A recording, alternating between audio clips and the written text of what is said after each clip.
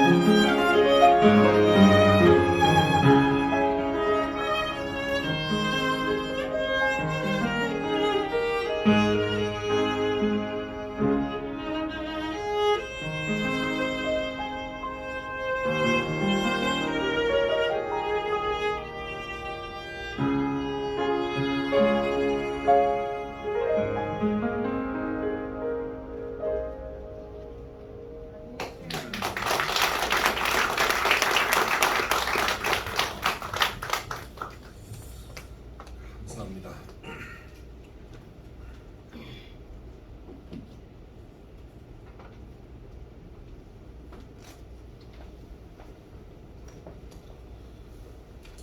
오늘 사도행전 8장 26절 말씀으로 롤러코스터를 타는 성도라는 제목을 가지고 함께 말씀하겠습니다.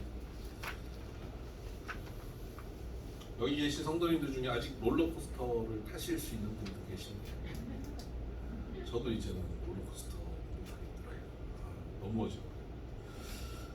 그런데 롤러코스터를 타지 않아도 우리 신앙생활을 하는 성도님들 보면 롤러코스터 타고 있는 것 같아요. 언제는 은혜 받아서 찬양하고 눈물을 흘리고 예배드리고 감격해서 내가 주를 위해서 헌신하겠다고, 주의 몸된 교회를 위해서 이렇게 하겠다고 다짐도 하고 고백도 하고 당장 내가 선교를 떠나야겠다 이러기도 하다가 어느 날 사업 조금 어려워지면 부부싸움 한번 하고 나면 뭐 애가 성적 좀 떨어지면 완전히 바닥을 쳐요. 그 고백했던 그 믿음의 고백 그 대단한 그 신앙의 고백은 다 사라지고 하나님 살아 계신지 모르겠다 그러고 하나님 교회 꼭 난 모르겠다고 막 나가는 그런 모습도 보입니다. 이게 뭐 지금 남 얘기하는 것 같지 않죠? 이런 롤러코스터를 타고 있는 것 같은 신앙이 올라갔다 내려갔다 또 그러다 또 올라갔다 내려갔다 그러다 빙글빙글 돌기도 하고 정신없죠. 보는 저도 정신없습니다. 그래서 왜 이러냐 그렇게 말씀들 하시는데 여러분 신앙생활은 다 그렇습니다. 누구나 그렇습니다. 신앙생활 하다 보면 누구나 다 롤러코스터를 타는 것 같지 한결같이 쭉 비상하는 신앙생활은 없습니다. 여러분 바닥을 치고 침체되는 그 순간이 있어도 여러분 절망하지 마시기 바랍니다. 오늘 성경에 우리가 읽었던 본문에 나오는 빌립이라고 하는 사람, 이 사람은 예수님 제자 빌립이 아니라 초대교회 집사 빌립입니다. 초대교회 7 집사를 뽑았는데 그 중에 서열 2번째, 당서열 2번째입니다. 2번째 집사가 빌립 집사. 첫 번째는 누구냐면 김 집사 아닙니다. 첫 번째는 스데반 집사. 스데반 집사가 첫 번째고 두 번째가 빌립 집사인데, 그러니까 당시에 성령이 충만한 사람, 모든 사람으로부터 칭찬받을 만한 사람을 집사로 세웠거든요. 이 대단한 믿음의 사람들입니다. 이 사람이 빌립 집사인데 이 사람도 롤러코스터를 타는 것 같은 그런 신앙생활을 합니다. 오늘 빌립의 롤러코스터 타는 모습을 보면서 우리의 신앙생활을 어떻게 해나갈지, 하나님이 나를 어떻게 인도하시는지를 바라보시고 소망을 가지고 위로받을 수 있는 그런 시간이 되기를 바랍니다. 빌립의 상황을 좀 살펴보려면 당시의 초대교회 상황을 봐야 합니다. 예수님이 부활 승천하시고 성령이 마가박 다락방에 임하시고 난 다음 예루살렘의 교회가 탄생합니다. 전도하는데 하루에 3,000명이 5,000명이 변화되어서 교회로 나오는 겁니다. 그러니까 교회가 얼마나 놀랍게 성장하고 부흥합니다. 심지어는 제사장 그룹들까지도 변화되어서, 예수님 죽였던 그룹 아닙니까? 이 사람들도 변화돼서 교회를 나오게 되는 겁니다. 이런 놀라운 변화. 그리고 막 병든 사람들이 고침받고, 돈 있는 사람들은 다 사도의 발 앞에 자기의 재산을 갖다 놓고 어려운 사람들 나눠주라고 해서 같이 막 나눠주고. 그러니까 이 교회 공동체가 너무 행복한 거예요. 교회로 모이면 사람들이 너무 행복하고 즐겁고, 이것이 천국이구나를 맛보게 되는 겁니다. 너무 좋아요. 이렇게 좋던 교회 공동체의 서열 2번째 집사니까 위풍당당하지 않겠습니까? 얼마나 그가 즐겁고 행복하게 살았겠습니까? 그런데 그런 교회에 핍박이 옵니다. 그리고는 어느 날 스데반 집사가 돌에 맞아 죽습니다. 여러분, 스데반 집사가 돌에 맞아 죽으면 우리가 그 친구 되는 서열 2번째 빌립 집사에게 기대하는 게 뭘까요? 이런 핍박이 왔구나, 스데반이 죽었구나, 그러면 내가 그를 대신해서 그 역할을 또 해야지. 그리고 이 핍박으로 인해서 흔들리고 힘든 교회를 내가 앞서서 지켜야지. 교인들 두려워하고 어려워할 테니까 그 사람들 내가 한 사람 한 사람 세워야지. 그런 마음을 빌립 집사가 가지지 않겠습니까? 성령 충만한 사람인데. 그런데 여러분, 이 핍박이 보통이 아니었어요. 그 핍박으로 인해서 초대교회에 있는 성도들이 다 도망을 칩니다. 전부 다 예루살렘에서 다른 지역으로 도망가는 거예요. 어떤 사람은 아프리카로도 가고요, 어떤 사람은 그리스 지역으로 가고, 심지어는 로마로까지 도망을 갑니다. 그렇게 멀리 도망을 쳤는데 빌립 집사는 어떨까요? 그도 도망을 칩니다. 빌립 집사가 어디로 도망쳤냐면 그는 사마리아로 도망칩니다. 여러분, 예루살렘에서 사마리아는 얼마 멀지 않는 거리예요. 가까운 거리입니다. 그러니까 뭐 아프리카로 도망치거나 뭐 그리스로 도망친 사람과는 비교도 되지 않을 만큼 가까이 도망쳤지만 사실 유대인들, 지금 핍박하는 사람들이 유대인들이거든요. 보수적인 유대인들이 이 기독교인들을 핍박하고 있거든요. 근데 유대인들이 잡으러 올 수 없는 데로 도망가야 되잖아요. 근데 아프리카에도 잡으러는 갈 수 있어요. 로마로도 잡으러는 갈 수 있어요. 그런데 이 유대인들이 절대 안 가는 동네가 있습니다. 어딘지 아세요? 사마리아입니다. 그 사마리아는 이 유대인들이 볼 때 가장 더럽고 추한 사람들이 모여 사는 곳이기 때문에 그 지역을 통과해 가면 더 빨리 가는 길이 있음에도 불구하고 돌아서 가는 곳이 사마리아 땅이에요. 그러니까 빌립이 사마리아로 도망갔다고 하는 것은 딱 생각해 보니까 아, 저기 가면 절대 못 잡겠구나. 그럼 도망간 거예요. 여러분, 빌립 집사님 성령 충만하고 지혜가 충만한 사람인데 지금 그 성령 충만하고 지혜가 충만한 대로 산 것이 아니라 이 잔머리로 산 거예요. 잔머리 딱 돌려서 아, 내가 살아남을 수 있는 길이 어딜까? 거기를 향해서 허둥지둥 도망친 겁니다. 그쪽으로 내려간 거예요. 여러분, 지금 빌립 집사는 우리가 기대하는 모습과는 전혀 상반된 모습으로 살고 있습니다. 성령 충만했던 그가 이렇게 바닥을 치고 있는 모습 보면 실망스럽지 않습니까? 침체하고 바닥을 치고 추락하고 있습니다. 그 빌립 집사가 어디 멀리 있습니까? 바로 우리가 그렇지 않습니까? 신앙의 대단한 은혜를 받고 말씀의 은혜를 받고 결단도 하기도 하고 한때 여기도 계시는지 모르겠습니다. 청소년 시절에 뭐 청년 시절에 은혜 받고 신학교 가야지 결단 한번 해보신 분 계십니까? 그때 일어나고 강대상 나오면서 뭐 선교 가겠다고 결단하신 분들 있으십니까? 그 결단 다 사라지고 먹고 사는 게 급해가지고 내가 신앙의 고백을 그렇게 하고는 조금 사업이 어려워지고 주머니 돈 좀 떨어지고 교회에서 예배 실컷 잘 드리고 여기 은혜 받고 찬양하고 감격하고 나가다가 누가 뒤에서 옷차림 가지고 한마디 하는 거 가지고 마음 상해가지고 나 교회 안 와! 뭐 우리 교회 그렇다는 게 아니라 그럴 수 있지 않을까. 그런 시험에 빠질 수 있는 게 우리들이라는 거예요. 그렇게 바닥을 치는 겁니다. 믿음의 고백을 시큰하다가도 작은 것 하나 걸리면 순간 바닥을 치고 추락하고 침체되는 신앙으로 떨어지게 됩니다. 얼마나 우리의 모습이 초라하고 처량합니까?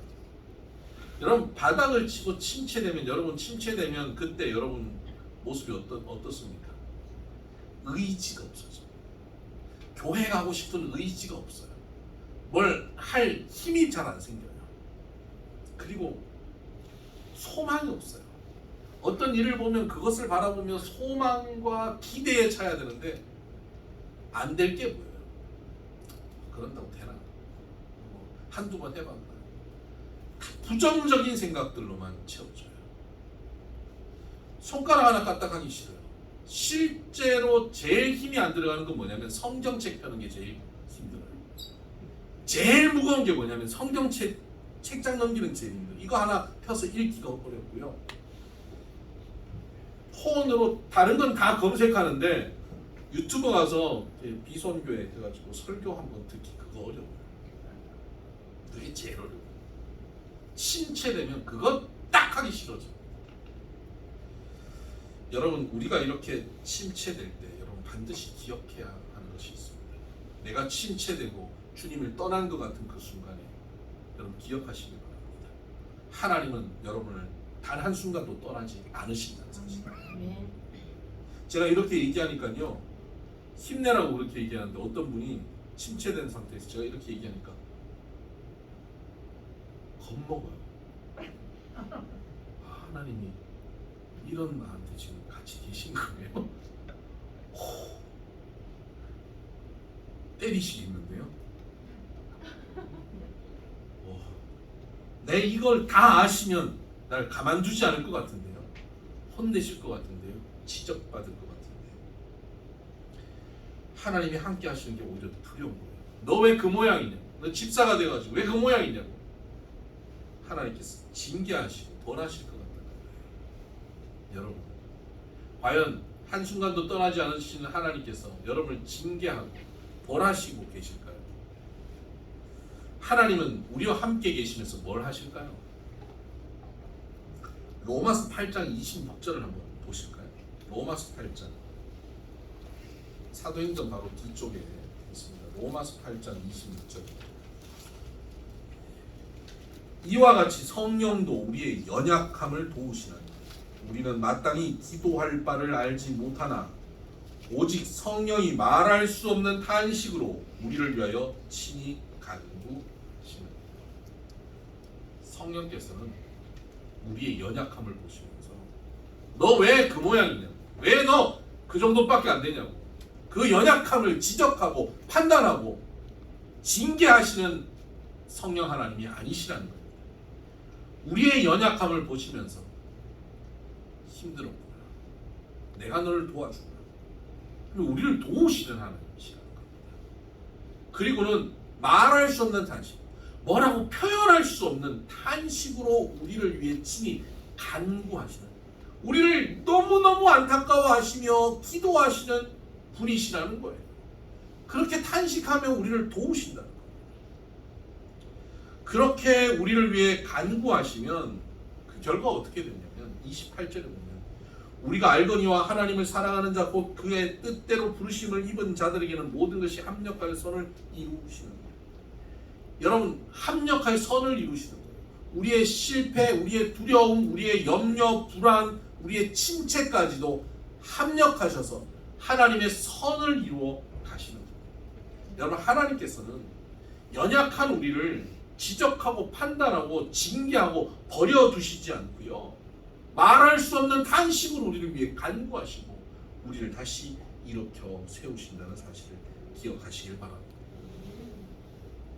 빌립 집사는 바닥으로 추락했습니다. 심체의 자리로 내려갔습니다. 그러나 성령 하나님 그를 버려두지 않으십니다. 그를 무너진 상태에서 다시 일으켜 세우십니다. 낭중지추라는 말이 있죠. 주머니 안에 있는 송곳은 반드시 뚫고 나오게 되어 있는 겁니다. 여러분, 우리가 예수 그리스도를 믿는다는 것은 우리 안에 삼위일체 하나님이 와 계신다는 겁니다. 우주보다 크신 분이 내 안에 계신데 어떻게 그 하나님의 능력이, 하나님의 지혜가, 하나님의 사랑이, 하나님의 빛이 나를 뚫고 나오지 않을 수가 있냐고요. 내가 아무리 캄캄하게 무너져 있어도, 아무리 절망으로 가득해 있어도, 아무리 불안함으로 가득해 있어도 이 크신 하나님께서 내 안에 계신데 절망에 갇혀 계시겠냐고요. 그분의 소망으로 뚫고 나오시죠. 나의 어두움에 갇혀 계시겠냐고요. 그분의 빛으로 밝혀 버리신다는 사실입니다. 우리가 아무리 침체되고 우리가 아무리 바닥으로 떨어져도 하나님께서 나와 함께 하시기 때문에 그 하나님의 복음의 빛은 드러나게 되어 있습니다. 그래서 빌립은 도망쳤습니다. 침체되어 사마리아로 도망쳤지만 거기에 가서 감추어져 있지 않은 거예요. 도망쳐서 조용히 살고 싶죠. 여러분, 도망자들이 그렇잖아요. 가서 자기 신분 드러내지 않고 조용히 살고 싶잖아요. 조용히 살고 싶은데 안 감춰져요. 드러나요. 뭐가 드러납니까? 저 사람 뭐가 다른데? 저 사람은 평안한데? 저 사람은 삶이 어려워 보이는데? 기쁨이 있는데? 그리고 그 삶에서, 얼굴에서, 그 생활에서 복음이 드러나기 시작하는 거예요. 주님의 소망이 드러나는 겁니다. 그러니까 이웃들이 하나씩 둘씩 그에게 붙어요. 근데 어떻게 그렇게 살 수 있습니까? 물으니까 뭘 얘기하겠습니까? 아, 내가 이거 잔머리가 잘 돌아가지고 그 핍박받는데 사마리아 와서 이렇게 내가 생명을 건져서 내가 잘 살았지. 이거 얘기하지 않는 거예요. 그가 얘기하는 게 뭘까요? 복음을 얘기하게 되는 겁니다. 예수 그리스도 자랑하는 거죠. 도망쳐서 침체된 자리에 왔지만 감출 수 없는 예수의 이름, 감출 수 없는 복음을 그가 드러낼 수밖에 없게 된 겁니다. 복음을 드러내니까 사마리아 사람들이 변화되기 시작합니다. 그리고 사마리아 성에 큰 부흥이 일어납니다. 여러분, 구약에 보면 요셉이라고 하는 사람이 있죠. 요셉은 형들에 의해서 노예 상인에게 팔려서 이집트 땅에 노예로 팔려갑니다. 물론 요셉은 거기서 노예로 팔려갔지만 거기서 주인의 눈에 띄고 그래서 주인이 그에게 모든 집안의 사물을 다 맡기는 인정받는 사람이 되죠. 여러분, 요셉이 거기 가가지고 내 신세가 이게 뭐야 그러고 한탄하고 살았으면 주인이 그를 그렇게 뽑았겠습니까? 다른 노예들은 주인 볼 때만 일하고 보이지 않을 땐 일 안 하고 이랬던 수동적인 노예의 삶이었지만 요셉은 뭔가 달라도 달랐지 않겠습니까? 성경은 그가 여호와가 그와 동행하셨다라고 표현하고 있습니다. 하나님이 함께 하심으로 그가 형통하였다는 거예요. 노예로 팔렸는데 그가 뭐 즐거웠겠어요? 야, 노예로 내가 새로운 경험도 하고 미래를 위해서 이런 경험도 하나님 주시고 할렐루야, 그러지 않았을 거라고요. 그가 노예로 팔렸을 때 처음에 침체되어 있었을 거라고요. 바닥이었고 절망이고 어둠이 가득했을 거라고요. 얼굴에 슬픔과 분노와 원망이 가득했을 거란 말입니다. 그런데 그에게 하나님이 함께 하심으로 낭중지추 드러날 수밖에 없는 거예요. 하나님의 빛이 그를 통해 나타날 수밖에 없었던 겁니다. 달라진 거예요. 다른 노예는 달라요. 빛이 보여요. 사람들이 그에게 붙어요. 주인도 인정하게 돼요. 이것이 하나님과 함께하는 사람의 모습이에요. 그러던 그가 나중에 감옥까지 가잖아요. 그것도 감옥도 그냥 간 게 아니라 거기 감옥은 왕의 감옥이거든요. 그리고 왕의 감옥은 다 정치범들이에요. 정치범은 입장 따라 다르기 때문에 자기가 정치범으로 오면 자존심이 있어요. 자부심이 있어요.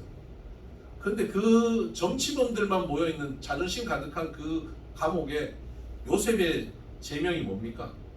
강간미수범이에요. 거기 얼마나 초라합니까? 얼마나 그 사람들이 손가락질 하겠습니까? 요셉은 얼마나 억울하겠어요? 자기가 뭐 그런 죄를 지었어요? 억울하게 들은 거잖아요. 침체되고 절망하고 이게 뭐냐고, 내가 이렇게 열심히 살았는데도 결론이 이게 뭐냐고, 그가 얼마나 답답했겠습니까? 그런데 낭중지추, 그 안에 계신 하나님은 드러날 수밖에 없는 거예요. 그에게 하나님이 드러납니다. 그에게 하나님의 빛이 나타나기 시작합니다. 감옥 안에 있는 모든 사람들이 그를 인정합니다. 간수가 그를 인정합니다. 감옥의 모든 사물을 그에게 다 맡깁니다. 나중에 요셉이 다니면서 아유, 왜 얼굴이 그렇게 어둡습니까? 뭐 문제 있습니까? 저한테 좀 얘기 좀 해보세요. 저 도와드릴게요. 이러고 살아요, 요셉이. 이것이 바로 영적으로 침체된 사람들, 하나님의 백성들이 아무리 바닥을 쳐도요, 하나님 함께 계시기 때문에 반드시 하나님이 일으키신다는 증거입니다. 하나님은 저와 여러분이 침체되어 있어도 그 자리에 그냥 머물러 있게 하지 않습니다. 우리를 반드시 일으켜 주십니다. 우리 안에 있는 복음의 빛은 감추어지지 않습니다. 우리 안에 있는 하나님의 능력은 반드시 흘러 넘쳐나게 되어 있습니다. 구약에서 가장 위대한 선지자 그러면 엘리야를 뽑을 수 있습니다. 엘리야는 최고의 선지자. 그런데 그가 그 당시 왕비인 이세벨의 말 한마디에 그가 좌절해버립니다. 바로 어제 갈멜산에서 850대 1의 전쟁에서 승리하고 하늘에서 불이 떨어지게 만들고 3년 반 동안 비가 안 오던 곳에 비가 내리게 했던 그 능력 많은 선지자가, 그 성령 충만한 선지자가, 강력한 주의 종이 내가 반드시 저 인간 목을 딸 거야 라는 왕비 한마디에 마음이 확 무너져요. 어떡하지? 나 죽으면 어떡하지? 하고 도망칩니다. 여러분 이럴 수 있습니까? 그렇게 신앙 좋은 사람이 하루아침에 이렇게 무너질 수 있냐 말입니다. 네, 그럴 수 있습니다. 엘리야도 그렇고 여러분도 그럴 수 있습니다. 우리 다 그럴 수 있어요. 그렇게 무너졌습니다. 그리고는 얼마나 정신없이 도망쳤는지 200km나 도망쳐요. 여러분 직선거리로 여기서 전주까지입니다. 200km를 도망칩니다. 허둥지둥 도망칩니다. 그리고는 광야로 들어가서 좀 쉬자 그러고 나무 아래 기대가지고 그늘에 쉬는데 자기 신세가 초라한 거예요. 아니 하나님 말씀 붙잡고 산다고 사람들 핍박하고 뭐 여러 가지 정치적인 어려움 당하면서도 하나님 말씀만 붙잡고 살았고 이 말씀 붙잡으면 하나님께서 반드시 변화시켜 주실 걸 기대했는데 결론이 이거야? 내가 말씀 가지고 산 결론이 이거야? 그럼 하나님 이것밖에 안 해주시는 거야? 원망이 막 몰려오는 거예요. 그동안 내가 말씀 붙잡고 산 거에 대한 원망이 막 오는 거예요. 하나님 앞에 원망을 쏟아놨어요. 뭐라 그럽니까? 하나님 이만하면 됐지 않습니까? 뭐 이런 거죠. 나 이만큼 가지고 놀았으면 된 거 아닙니까? 그거예요. 하나님 이만큼 하면 된 거 아닙니까? 날 죽이세요. 날 차라리 여기 죽이세요. 이렇게. 여러분 200km나 달려간 이유와 목적은 뭡니까? 살려고 갔어요. 살려고 간 끝에 죽여달라는 거예요. 여러분 사람들이 살려고 침체합니다. 돈이 없어서 뭐 살려고 돈 하다가 침체하는 겁니다. 병이 들어서 어떻게 하면 내가 살까 막 고민하다가 침체되는 거거든요. 그 침체되면 결론은 뭔지 아세요? 죽음을 선택하려고 해요. 차라리 죽자 이렇게. 여러분 엘리야가 그렇게 바닥을 쳤어요. 여러분 이쯤 되면 하나님이 엘리야를 어떻게 하시겠어요? 그렇게 막 떠들고 막 하나님 앞에 대들고 막 울고 불고 하다가 제풀에 못 이겨서 잠들어요. 참 못났죠. 그 로뎀나무 그늘에서 잠들었어요. 제가 하나님이면 그 잠든 사이에 요놈 다리 몽둥이를 나무에 달아갖고 거꾸로 달아놓고 깨면 뺨 딱딱 때면서 정신 못 차리지 너. 짬뽕 국물 부어버려. 너 정신 안 차릴. 너 똑바로 안 해? 그럴 것 같은데 우리 하나님께서 그 못난 선지자가 잠든 사이에 천사를 보내십니다. 천사가 그를 어루만져 주세요. 그의 눈물 자국을 닦아줘요. 천사가 그를 어루만집니다. 힘들었지, 외롭지, 두렵지, 무섭지. 염려하지 마라. 지금 좀 힘들 것 같지만 너 다시 일어날 수 있어. 그렇게 어루만지는 거예요. 눈을 떴더니 천사가 자기를 어루만지고 그리고는 그렇게 실컷 울고 잠들고 나면 눈 뜨고 나면 뭐가 생각나겠어요? 먹을 거 없나 이 생각을 하지 않겠어요? 떡 한 덩이와 물 한 병을 주는 거예요. 그것도 그냥 떡 아니에요. 성경에 분명히 기록되어 있어요. 숯불에 구운 떡. 그냥 전자레인지 대충 돌린 떡이 아니에요. 화덕 피자. 숯불구이 떡. 참숯구이. 그걸 먹었습니다. 먹고 나면 어루만졌죠. 먹고 마시고 나면 어떻게 해야 돼요? 감사합니다. 제가 다시 기운을 좀 일어나야죠. 먹고 난 다음에 다시 자요. 여러분 뭐라 그러겠습니까? 야 이 자식아 일어나. 너 그만하면 됐어. 너 네가 애야? 하루 이틀이지. 정신 차려. 이러지 않겠습니까? 또는 뭐 꼭 그렇게 직접적으로 뭐라 그러긴 뭐 하면 그 먹고 바로 자는 그거 얼마나 꼴불견입니까? 먹고 자면 그 당뇨 걸린다, 당 올라간다. 빨리 일어나서 조금이라도 걷다가 다시 자. 그렇지 않겠어요? 그냥 자도록 내버려둬요. 그리고 어루만지세요. 또 위로 가세요. 또 일어나면 또 몸이 있어요. 그걸 반복합니다. 그리고 기운을 차리자. 그가 다시 사역을 감당하게 되는 것입니다. 여러분 혹시 침체의 자리에 있으십니까? 좌절하고 절망하는 자리에 내려가 계십니까? 기억하시기 바랍니다. 여러분은 하나님을 떠났다고 생각하는 그 순간, 하나님은 단 한순간도 여러분을 떠나지 않으셨습니다. 도망쳐서 눈물 흘리고 있는, 그리고 잠들어버린 여러분의 눈물 자국을 주님께서 닦아주시고 어루만지시며 위로하십니다. 말할 수 없는 탄식으로 친히 간구하시며 여러분을 도우십니다. 빌립 집사는 이러한 과정으로 회복되었습니다. 여러분, 침체된 사람이 회복되면 그 다음 나타나는 특징이 있습니다. 회복된, 영적으로 침체된 자가 회복되었을 때 나타나는 특징, 그것은 뭐냐면 말씀이 들린다는 거예요. 침체됐을 때 제일 싫은 게 말씀 듣는 거예요. 누가 와갖고 뭐 말씀으로 권면하면 나도 다 알거든 이래요. 아는 얘기 또 한다고 성질을 내요. 근데 침체돼서 회복된 사람이 갖고 있는 특징은 말씀이 달라요. 말씀이 들려요. 이거 나 들으라고 하는 말씀이구나. 들리기 시작해요. 여러분, 말씀이 들리고 있으면 여러분은 침체에서 벌써 회복되고 있는 겁니다. 그리고 그 회복된 상황 속에서 그는 말씀을 듣고 사명을 발견하게 되는 겁니다. 오늘 우리가 읽었던 26절에 보면 8장 26절에 주의 사자가 빌립에게 말하여 이르되 일어나서 남쪽으로 향하여 예루살렘에서 가사로 내려가는 길까지 가라. 말씀이 들리는 거예요. 그리고는 그 광야로 가라는 그 말씀을 듣고 그가 어떻게 합니까? 27절을 보니까 일어나 가서 보니 일어나는 거예요. 말씀을 듣고 말씀을 실천합니다. 말씀을 듣고는 일어나는 거예요. 침체되면 어떻게 되죠? 침체되면 예루살렘에서 사마리아로 내려가요.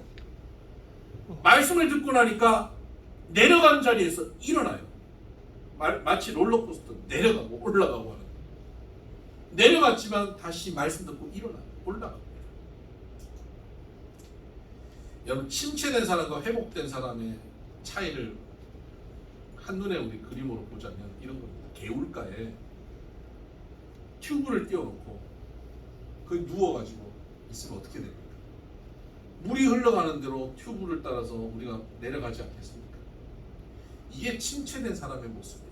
침체된 사람은 그냥 상황이, 환경이 그를 끌고 가는 대로 끌려가는 거예요. 질병이 끌고 가는 대로, 경제 상황이 끌고 가는 대로, 사람들이 몰아붙이는 대로 그냥 끌려가는 거예요. 그냥 수동적으로 가게 돼 있어요. 근데 영적으로 말씀이 들리고 회복된 사람은 어떻습니까? 거기서 발을 딛고 그 개울가에 서는 겁니다. 그리고 튜브를 들고 그 개울가를 걸어서 거슬러서 나오는 겁니다. 일어나는 거예요. 일어나서 두 발로 딛고 설 수 있는 힘이 생기는 겁니다. 의지적으로 일어날 수 있게 되는 거예요. 회복되면 두 발 딛고 서게 되는 것이죠. 말씀이 들리는 사람은 두 발을 디딜 수 있습니다. 일어날 수 있습니다. 그리고 내게 주신 말씀을 듣고 그 말씀의 자리로, 사명의 자리로 나아가게 돼요. 내게 지금 하신 말씀이 뭐지? 그 말씀에 순종하게 되죠. 광야로까지 가게 돼요. 그 광야에서 이디오피아 내시를 만나고 그에게 말씀을 증거하는 그 귀한 사역을 감당하게 됩니다. 엘리야도 마찬가지입니다. 엘리야도 하나님께서 그를 어루만지시고 위로하시고 난 다음에 호렙으로 가라, 호렙산으로 가게 말씀하시죠. 그래서 그는 일어나 다시 호렙산으로 갑니다. 도망칠 때는 200km를 걸어왔는데 말씀 날리고 사명 감당할 때는 320km를 걸어갑니다. 호렙산까지 일어나서 담대히 걸어갑니다. 그곳에서 말씀 중에 그가 새 힘을 얻고 사명을 발견하고 다시 위대한 선지자로서의 사명을 감당하는 자리에 서게 되는 겁니다. 그런데 여러분, 이 엘리야나 빌립이나 이 침체됐다가 회복된 사람의 공통점이 있죠. 뭐냐면 지금 처음 말씀을 듣고 일어나는 게 아니라는 사실이에요. 침체되기 전에도 말씀을 들었던 사람이고 하나님의 말씀의 능력으로 걸었던 사람들. 하나님의 말씀으로 성령 충만해서 일어나 있다가 어느 날 침체됐다가 또 하나님이 회복시켜서 말씀으로 일어나 또 다시 침체될 가능성이 있고 또 침체되면 또 하나님께서 말씀을 일으켜 주신다. 여러분 여기서 우리가 분명히 깨달아야 될 것이 이겁니다. 우리 신앙생활하고 있는 우리들의 삶의 과정, 신앙의 과정은 한결같이 쭉 가는 게 아닙니다. 어느 날 떨어질 수가 있습니다. 엘리야처럼 그렇게 바닥을 쳐서 날 죽이세요라고 완전 불신앙인처럼 그렇게 돌아설 수도 있습니다. 그런 순간이 올 수도 있어요. 그때 놀라지 마세요. 그때 스스로 너무 절망하지 마세요. 그때 오늘 이 말씀을 기억하시길 바랍니다. 엘리야도 그랬지만 하나님이 이렇게 세우셨지. 나도 지금 이렇게 무너져 있지만 하나님께서 이렇게 세우실 것이야 라고 기대하시길 바랍니다. 내려감과 올라감을 반복하며 롤러코스터를 탄 것 같은 모습이 우리의 모습입니다. 어떤 분이 우리 신앙을 주식시장 그래프로 비유를 했더라고요. 참 재밌어요. 한번 띄워보시죠. 최근 미국 주식시장 그래프입니다. 지금 지난 1년간의 미국 주식의 모습이에요. 어떻습니까? 올라갔다 내려갔다 올라갔다 내려갔다 쭉 떨어졌죠. 지금 최근에 완전 떨어졌죠. 이걸 보면 얼마나 절망스럽습니까? 우리의 신앙이 이렇다면 얼마나 절망스러워요. 그런데 이걸 좀 길게 보면 어떻게 되는지 아세요? 10년, 20년, 30년, 100년 단위로 지난 100년 그래프를 보니까 이래요. 쭉 올라가 있죠. 1차 세계대전, 2차 세계대전, 뭐 베트남전,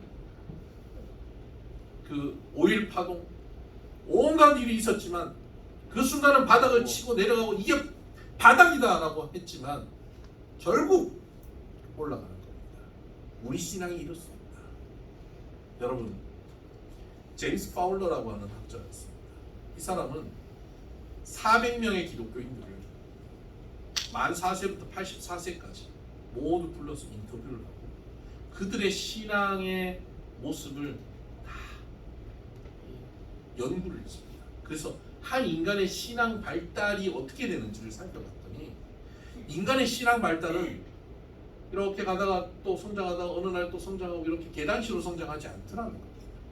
인간의 신앙 발달은요, 이렇게 성장하다가 바닥을 쳤다가 다시 올라가다가 또 바닥을 쳤다가 다시 올라가고 나선형으로 올라간다는 거예요. 이렇게. 여러분 지금 여러분의 신앙이 혹시 침체되고 바닥을 치고 있습니까? 아니면 또 혹시 앞으로 바닥을 칠 것 같습니까? 여러분, 우리가 침체하는 그 과정도 성장의 한 과정임을 기억하시길 바랍니다. 로뎀나무 아래 도망치고 사마리아로 도망치던 선지자 빌립 집사, 그처럼 우리도 그렇게 무너지는 자리에 내려가 있을 수 있습니다. 혹 그 자리에 계신 분도 있을 수 있습니다. 여러분, 그 자리에 하나님이 함께 하셔서 결국 일으켜 세울 것입니다. 우리의 연약함을 하나님께서 용납하시고 위로하시고 힘주시고 말씀이 들리게 하실 것입니다. 회복시키셔서 더욱더 성숙한 모습으로 이렇게 세워주실 것을 기대하시기를 주의 이름으로 축복합니다. 아멘. 기도하십시다. 하나님 아버지 감사합니다. 오늘 빌립 집사의 삶을 보면서 신앙생활이 얼마나 롤러코스터 같은지를 살펴봅니다. 우리는 때로 상황과 환경과 여건에 따라서 우리의 신앙이 다 사라지고 바닥을 치고 하나님 앞에 원망과 분노와 불평을 쏟아놓는 초라하고 어리석은 모습을 나타내기도 하지만 그런 우리들을 혼내시거나 지적하시거나 징계하시지 않고 우리를 위로하시고 우리의 다시 필요를 채우시고 우리를 격려하시고 말씀하셔서 일으켜 세우시는 하나님의 사랑을 우리가 깨닫습니다. 말할 수 없는 탄식으로 우리를 위하여 간구하시는 성령님의 간구를 우리가 알고 있습니다. 이 가운데 침체된 이들을 주님 이렇게 일으켜 세워 주시옵소서. 또 우리가 살아가다가 혹 침체될 때 주님의 일으켜 주심이 우리 가운데 있게 하여 주셔서 궁극적으로는 온전한 승리로 성화로 성숙으로 나아갈 수 있는 우리 모두 되게 하여 주옵소서. 이 모든 말씀 예수님 이름으로 기도드립니다. 아멘. 우리 같이 찬양하십시다. 내 모습 이대로 살아가시는 주님, 연약한 그대로 살아가시는 주님, 그분과 함께 동행하면 침체된 자리 사마리아 로뎀 나무 아래에서도 일어나게 될 줄 믿습니다.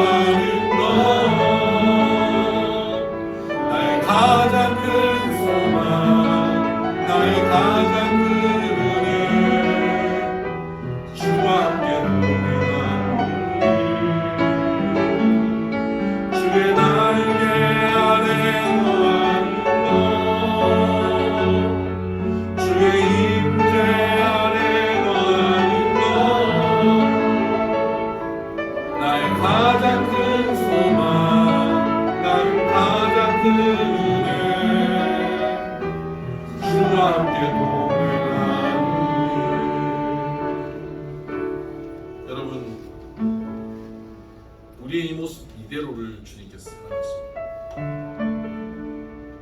우리의 연약한 그대로 침체의 자리에 도망쳐 있던 그저 눈물을 흘리고 불안해하고 불평하고 원망하는 우리의 모습 그대로를 사랑하십니다. 우리는 주의 임재 안에, 주의 날개 안에 거하는 것. 아무리 어렵고 힘들고 외롭고 두려운 걸음들도 주와 동행하면 되는 겁니다. 내가 동행하지 않는 것 같아도 주님은 늘 동행하고 계십니다.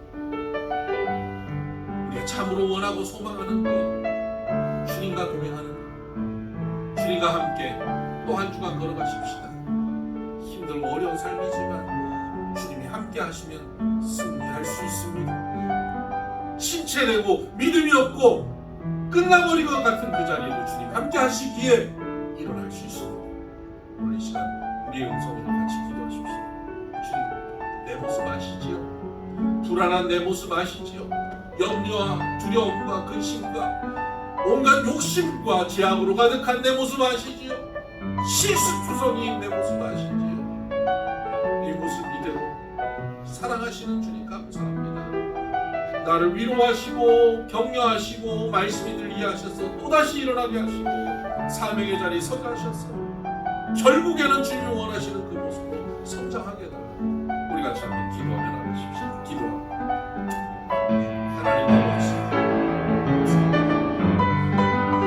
주님, 우리의 연약함, 우리의 초라함, 우리의 부족함을 주님 아시지 않습니까? 이 모습 이대로를 주님 받아주시고 사랑하여 주시고 연약함을 품어주심을 감사합니다. 우리의 초라한 발걸음 주님 다 아시고 외면하지 않으시고 동행하여 주시는 것 감사합니다. 오늘도 우리는 주님 날개 아래 주님의 임재 안에 주와 함께 동행하고 있음을 믿습니다. 주님, 우리의 눈물을 닦으시고 우리의 연약함을 하나님의 강함으로 변화시켜 주시옵소서. 우리의 절망을 주의 소망으로 바꾸어 주시옵소서. 우리의 어두움이 주의 빛으로 변화되게 하여 주옵소서.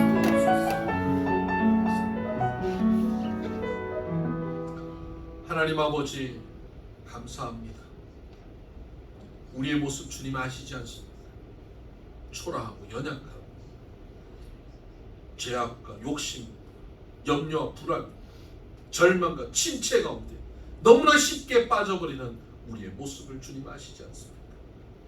한두 번이 아니고 수도 없이 반복되는 롤러코스터 같은 우리의 모습을 주님 아시지 않습니까? 이 모습을 버리지 않으시고 이 모습 이대로 사랑하시며 용납하시며 위로하시고 격려하시고 우리의 피로를 채우시며 또다시 회복시키셔서 말씀하여 주시고 사명의 자리로 다시 서게 하여 주시니 감사합니다. 주님, 또 한 주간 우리에게 걸어가야 할 길이 있습니다. 우리 홀로 걷기엔 너무 벅차고 어렵습니다. 주님께서 동행하여 주시옵소서. 주님께서 함께 걸어 주시옵소서. 우리가 무너져 내릴 때마다 주님께서 일으켜 주시옵소서. 우리 지쳐 쓰러져 아무것도 할 수 없는 절망의 순간에도 주님의 소망으로 일어나게 하시고 주님의 힘으로 일어나게 하여 주시고 우리의 어둠을 주님의 빛으로 바꾸어 주시옵소서. 이 시간 귀한 예물 주님 앞에 바치는 손길들 기억하여 주시고 하늘 창고문을 여시고 이 땅에 쌓을 곳이 없도록 부어 주옵소서. 11조 감사의 제목 선교의 제목 마음의 소원을 담아 드리오니 주님 기뻐 받아 주시옵소서. 주님, 우리 성도들의 가정과 사업장과 직장을 축복합니다. 주님께서 손대고 함께 행하시는 삶의 자리가 되게 하여 주셔서 주님이 관계하시고 주님이 간섭하시는 삶이 얼마나 복받는 삶인지, 얼마나 아름다운 삶인지, 얼마나 행복한 삶인지를 우리가 맛보며 누리며 주변이 바라볼 수 있게 만드는 삶이 되도록 주님 인도하여 주시옵소서. 우리 가정들이 천국되게 하여 주옵시고 우리의 기도의 제목들마다 응답되어지게 하여 주시옵소서. 아멘. 하나님, 육신이 연약한 이들이 있습니다. 하나님께서 고치시옵소서. 천세현 강사, 정경원 집사님, 장기호 집사님, 이석 집사님, 주여 고쳐주시옵소서. 또 오이룡 전도사님 아버님이 뇌경색으로 쓰러지셨네요. 하나님 속히 회복되게 하여 주시옵소서.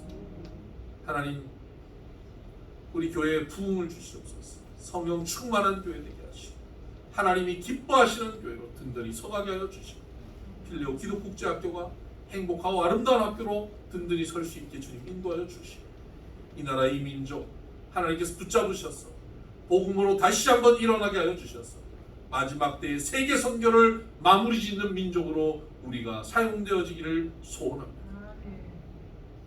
태풍으로 더위로 고통받고 있는 백성들을 위로하여 주시고, 전쟁과 기근으로 고통받고 있는 여러 세계 곳곳의 백성들, 우크라이나의 전쟁으로 어려움 당하고 있는 이들을 주님 위로하시고 그 전쟁이 속히 종식되게 하여 주옵소서.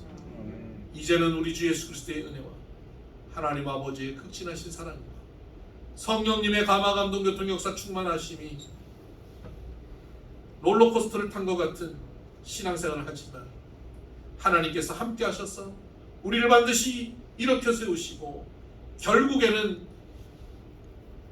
성숙하고 자라나고 성화되어 가는 자리로 이끌어 가심을 믿고 담대히 주와 동행하기를 소원하는 사랑하는 비손의 모든 믿음의 권속들 머리 위에 이들의 매일매일의 걸음 위에 이제로부터 영원토록 함께 하시길 간절히 축원하옵나이다.